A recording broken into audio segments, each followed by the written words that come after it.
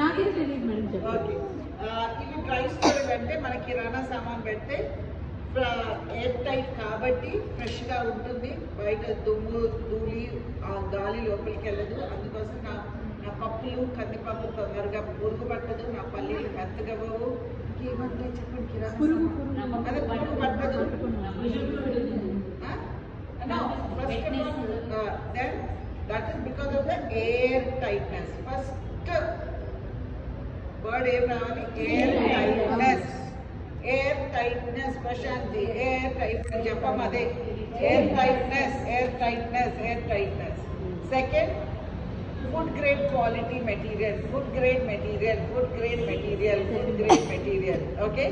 Then Swapna favorite, organic colors, organic colors, organic colors. మూడు జపాలు చేయాలండి రోజు.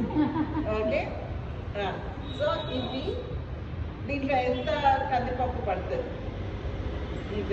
అంతా 3 kg. Almost correct. 3 kg, 3 kg పడుతుంది. 3.5 kgs పడుతుంది. యా, పెద్ద దాంట్లో 5 kg. 3.5 liters ma'am. 3 kg 5 kg maybe. ఇది 5 kg, ఇది 3 kg ఈజీగా పడుతుంది. కందిపప్పు. But if you ask somebody, ఓ ఈ పాప ఉంది, పాప ఉంటాయండి పనులు. అచ్చా బంగారం, నేను ఈ స్కూల్ లెక్చర్ ఇస్తాను. 27 సంవత్సరాల నుంచి చెప్పేది అదే కదా. సో దీంట్లో 3 కిలోలు కందిపప్పు పడుతుందంటే నమ్మేదాన్ని డౌట్. కరెక్టా కదా? అదే, but the assurance is that 3 kgs పడుతుంది. ఓకే, దీంట్లో ఐఎమ్ ఓన్లీ డూయింగ్ కందిపప్పు లెక్క పెడుతున్న కొలత, అందుకనే ఒక స్టాండర్డ్ ఉండాలి. దీంట్లో ఎంత కందిపప్పు పడుతుంది? 1 kg, half KG, 1 kg, 1 kg, 1.5 kg, 1 kg madam.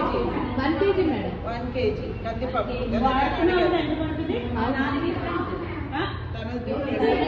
750 grams, 1.5. I'm talking about on the subject.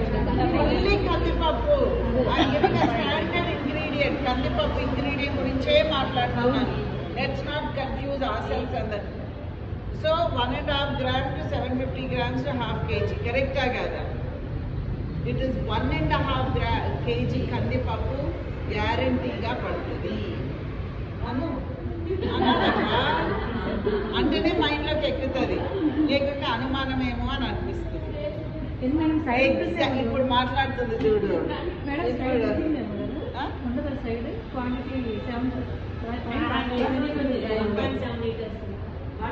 దీనిపైన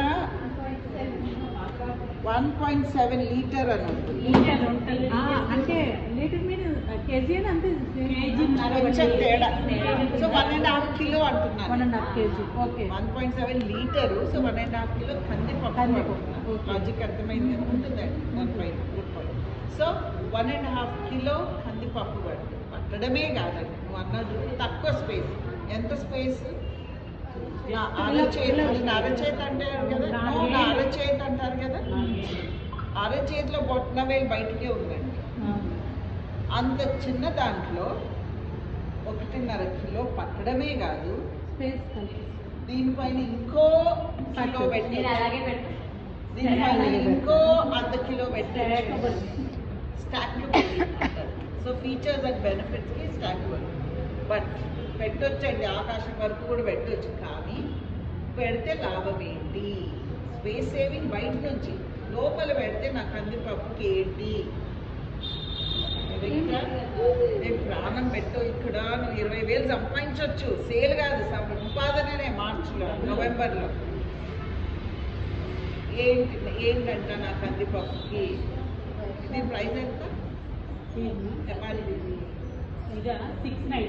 695. ఇప్పుడు ఎంతకు వస్తుంది సెట్గా తీసుకుంటే? 2085కి 7 pieces. So divided you still dead 275.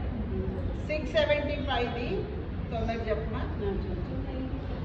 297. 300 అనుకో. 695ది 300కి వస్తుంది. అందుకోసం కొనాలా అవసరం లేదు. 300 చెత్తది ఫ్రీగా ఇచ్చిన తీసుకోరు. ఓకే, విలువైంది.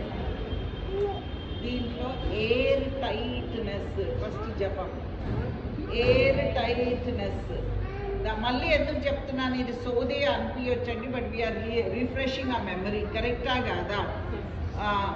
ఎయిర్ టైట్ అంటే కంప్లీట్లీ మూత మొయ్యగానే నా కందిపప్పు లాకర్లో ఉన్నంత సేఫ్గా ఉంటుంది. ఎందుకు? ఇంత గాలి కూడా లోపలికి వెళ్ళదు. లోపలికి వెళ్ళకుండా ఎట్లండి అని భయపడుతున్నావా? లాభం అనుకుంటున్నావా? లాభం. Hi, good to see you. Come closure.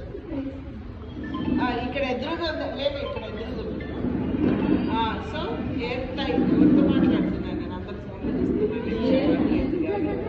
So air tight వల్ల బయట గాలే కదా ఎయిర్ అంటే, బయట గాలి లోపలికి వెళ్ళదు. లోపలికి వెళ్ళకుంటే లాభం ఏంటి? ఎందుకు లోపలికి వెళ్ళకుంటే ఏంది లాభం? ఏంటి? దుమ్ము. గాలిలో ఉన్నది దుమ్ము. కరెక్టా కదా? దుమ్ము లోపల